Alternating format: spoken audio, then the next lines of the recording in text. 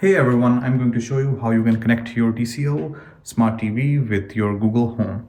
So to connect your TCL Smart TV with your Google Home, what you can do is you can open the Google Home on your smartphone. So on your smartphone, I'm going to open my Google Home. So in the Google Home, I'm going to go to the devices from the bottom screen, and I can go to add device from here.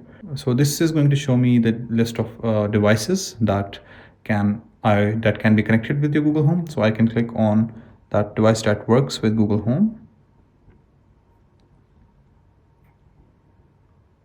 So from here, I can search for the TCL in this list. So I can simply go to the search bar and search for TCL, and it says TCL Home. I will click on it.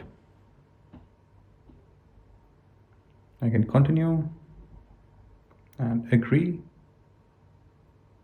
So after that, the Android TV will start to show up in my devices. So as you can see, I can click on the Android TV from here, and I can adjust my volume right from here. And I can also open the remote from my Google Home. It is going to prompt me a code for the first time. So I can write the code right here to pair. So now the device is paired successfully. And now I can also use the remote controls from right here. I want to mute, then I can mute, and I can swipe.